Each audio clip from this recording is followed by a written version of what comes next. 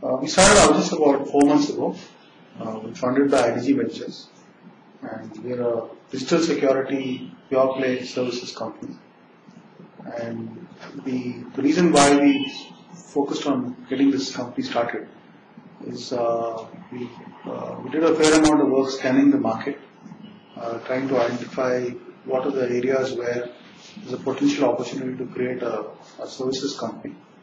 And we felt there's an opportunity to create a pure play security services company based out of India, but serving global customers.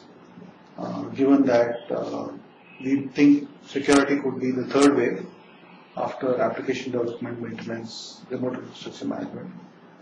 Security is an area where potentially all the traditional strengths associated with offshoring could be leveraged to build a fairly large global security services company. Primarily, I'm a telecom professional, and I've done my master's in network security. I've always been fascinated by security, and also as part of my professional engagement, I did a lot of work in wireless security. In fact, some of my patents are in this area. So naturally, this is the first area that I thought when I started thinking about that solution. I think fundamentally there are 3 or 4 key issues which I guess would be top of mind for most CIOs and CISOs. Broadly, I think you could categorize them as one is compliance, right? Compliance, governance, and so on. Second would be data security. Third would be business continuity, and fourth would be cybercrime. Right? I think these are the 4 issues which would be probably top of mind, and for which they're looking for solutions and services and products and so on. That's a very interesting area, and in fact, I think a lot of the security concerns are kind of getting driven by that concept. Primarily the rise of wireless in multiple formats, whether it's CDMA, GSM, or Wi-Fi. Also, WiMAX, Bluetooth, you just name it. And another interesting trend, it's kind of latched on to this, is the mobile payment. The primary concern in that area would be, the network kind of gets blurred. So the original or traditional aspect of network security in terms of securing the perimeter and entry points becomes much harder because hackers and the cyber criminals will kind of have access to internals of the security. As Srinivas explained the trends, if you try to look at it in another way, it's basically moving from network-centered hacking to internal hacking, which could be, application as well as internally who has access to applications which basically network security cannot block. And the second would be more from hobby hacking to cyber professionals, criminalization of the industry. And third is the software security as a hacking tool itself. So these borderless networks are kind of aiding all 3 aspects of hacking trends as well. Okay, in fact, today RBI released a guidelines about mobile payment. In fact, RBI is considered mobile payment in a very broad way, including your Citibank alerts or things like that, where the bank just sends the information. You're not doing any transaction. There's no money transfer involved. RBI even classifies them as payment applications. And it has come up with a series of technology guidelines, including a particular framework in terms of how to secure that.